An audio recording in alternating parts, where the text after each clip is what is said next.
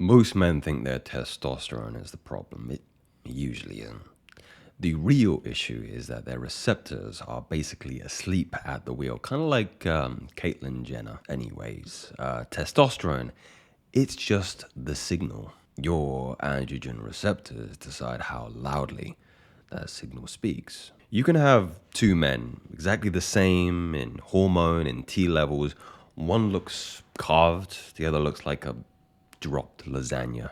The difference is the receptor sensitivity, the receptivity. Think of testosterone like a powerful message. Some bodies translate it clearly, whilst others read it like Forrest Gump. But here's where it gets interesting. You can actually upgrade your receptors naturally as well. No needles, no pharmaceutical midlife crisis, no tren, no synthol, no dying in your mid-40s. Just biology, but used properly this time. Most guys chase higher numbers on a blood test. Meanwhile, the men who actually get results are the ones who are making the hormones they have already hit harder.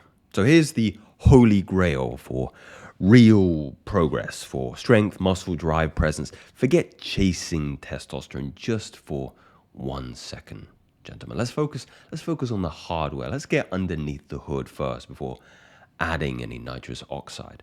Better receptors make the same testosterone that you have feel like even more testosterone. Because this is the common mistake. Most men believe that testosterone builds muscle.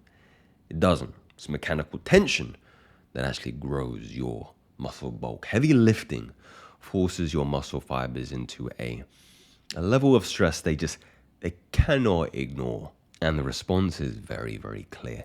They increase androgen receptors so they can hear more testosterone clearly next time. Not more hormones, more hardware. High load sets, the kind that kind of make you question why you wore white underwear that day. They directly increase ARDNA binding, meaning that your receptors become more active, more sensitive, and more responsive after a workout, even if your actual testosterone didn't move 1 iota. That's why two guys can train together, eat the same food, have the same blood work, and one looks like he's built for war while the other looks like he's built like a wardrobe. It was the best metaphor I could come up with at the time. Some men train hard enough to trigger receptor growth, but most do not. They're on the gym, on the phone, on the grinder. I don't know what I don't want to judge. And here's the part nobody ever tells you, by the way. The body treats heavy mechanical stress like a threat, like something that is trying to end your existence.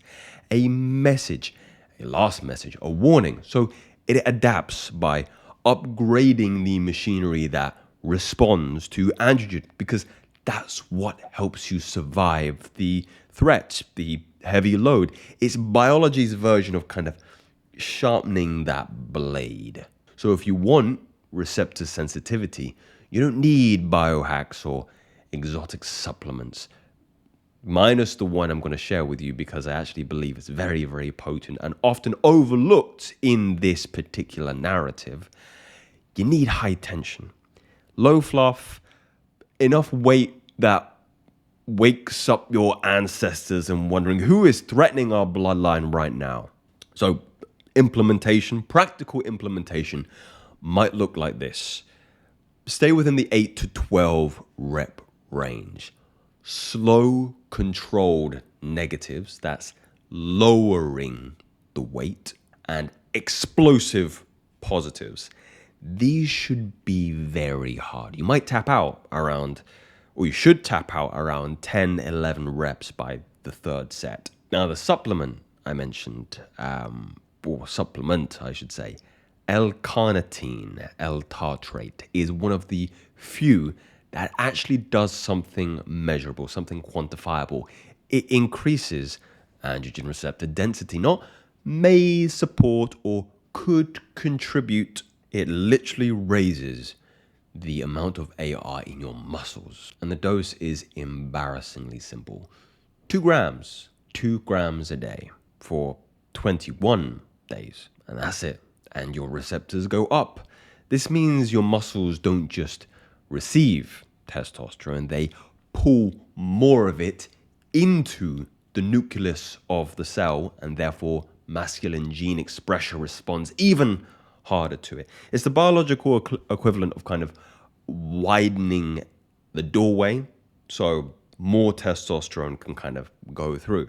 And unlike half of the nonsense sold to men, L-carnitine isn't trying to spike your hormones or hack your endocrine system or summon some mystical gay alpha archetype. It does one thing. It improves how efficiently your body uses the testosterone that you already have. Because I see a lot of young guys hopping on TRT, especially at the moment. It feels very topical. Which is why guys who take it often feel stronger, recover faster. I mean L-carnitine, I don't mean just testosterone.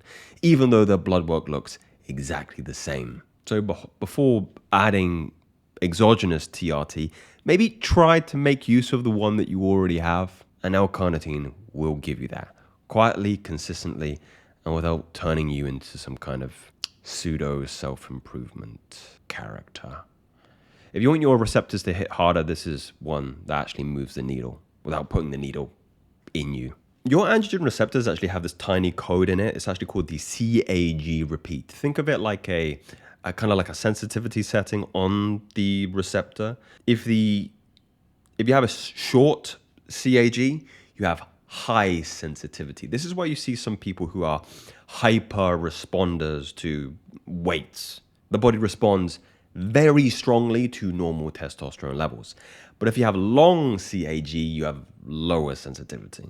Your body needs more testosterone to actually get the same effect. Sadly, if you have a longer CAG, you have to blame mum and dad because this kind of volume knob for masculine gene expression is set at birth. You can't change it, but you can optimize it, everything around it, so your receptors work as well as possible, especially the next part, which has got to be one of the number one killers of AR receptivity, which is cortisol. Bad sleep, constant pressure, elevated stress. They don't just make you tired, they make your ARs less responsive, meaning you can have perfectly normal testosterone and still feel flat, weak, unmotivated, or unfocused because the receptors are basically jammed up, packed up with cortisol. And you have to kind of credit the body, or at least see it from the body's perspective, that if it is stressed, it's gonna prioritize surviving over growing. You can't grow if you haven't survived. And growth, muscle, drive, power, all androgen dependent. So the receptors, they downshift, they downregulate. But on the flip side, when sleep is good and stress is low, the receptors, they become sharper. They become more refined. You recover faster. You build more muscle from the same training. You feel more assertive without trying. This isn't about chasing monk-level tranquility. It's about avoiding the self-inflicted chaos that kind of burn the signal. A rested body listens to testosterone. A stressed body, it ignores it. Palatable, practical stuff, Joseph, yes. Sleep like it actually matters and stop marinating in cortisol. In fact, we're actually discussing some recovering maxing protocols in our Discord live this Sunday. You can join through the Patreon link below for upper tier members only. So we'll see you in there. But if you just want a very, very basic implementation, right now it might look something like this. You want to minimize your caffeine intake as much as possible. I only have one Americano in the morning. A 10-minute walk after meals. Training to failure has its place, but every single time could be damaging. You want to be doing your rest days kind of once a week. The caffeine, I was thinking, like, keep it under 300 milligrams. That's probably a good reference point. And you probably want to minimize the nicotine as well. And a criminally overlooked element to AR regulation is not just recognizing proteins for function, but pairing them with fat.